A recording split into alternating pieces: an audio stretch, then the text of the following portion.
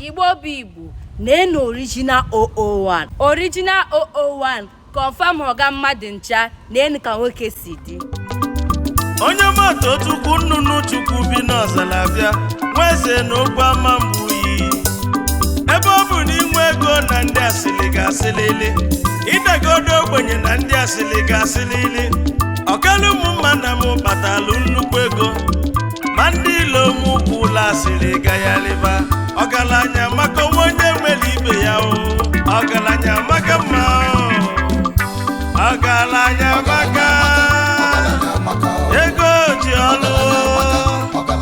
Onyeoma Tochukwu nọ n'egwu. Ọgaranya maka o nwere onye mere ibe ya. Agweli isi elisi n'elu ọga mmadụ ncha abatago. O nwere onye na-esi ngo, o nwere onye na-ama aka. Onye ka anyị na-ekwu maka ya? Chief Dr. Sunday Ọdịmma Emole. Ọ yawa bụ Jagaban ndị Igbo, Jagaban of our time. Jagaban ndị Igbo, Jagaban of our time. Chief Sunday Ọdịmma Emole. Una mano yawa bụ President, Able Men's Social Club of Nigeria, the CEO, Sunny Black Communication Nigeria Limited. Oga mmadụ ncha. Agweli isi elisi, President Able Men's Social Club of Nigeria, CEO, Sunny Black Communication Nigeria Limited. Ekele bụ ọgaranya maka gita.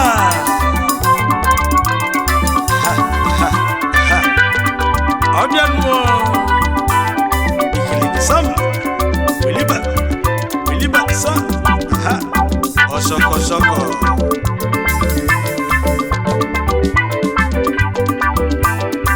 Onyeoma Tochukwu ọgbanje egwu.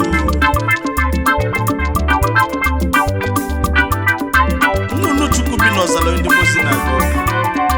Ọ dị bụ ọbụlụ feki.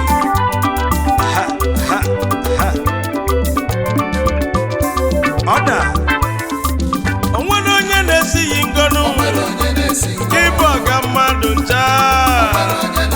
Onye owanụ sọ n'ibuli ofanụ. Ọ bịara ebe Onyeoma Tochukwu na-eti egwu, legodini ka o si abụ ego. Ọ da abakwa chicken change, ọ da agbatu 200, ọkwa 1000. Take it or you leave it. Ife nji si na ọ bụ confirm ọga mmadụ ncha bụ na Onyeoma Tochukwu tigidele egwu, anyị gbagidele egwu, onwe gbagide egwu, o wee na-ebuda ọ rapa ka ọ na-abụ. Onye bụ ya bundle 1000 ọ dịla izi. Na bundle obi emu ka nji wee gbasa egwu obu. Legodo ka nsi agba egwu. Wiliba sa ọga bilibili onye ego. Anyị ekenebezianụ High Chief Dr. Sunday Ọdịmma Emole, Jagaban ndị Igbo, the Jagaban of our time. President Able Men's Social Club of Nigeria, CEO Sunny Black Communication Nigeria Limited. 001 odogwu ọgaranya maka. Onye bụ the President 001 Alaba International Market, Lagos. Onye maka o ji bụrụ ọga mmadụ ncha, ọga ndị ọga, the Jagaban of our own time. Onye nnukwu ego Tochukwu kelekele.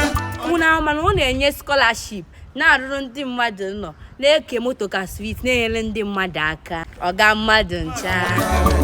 Nweze kelekele bụ ọgaranya maka gita.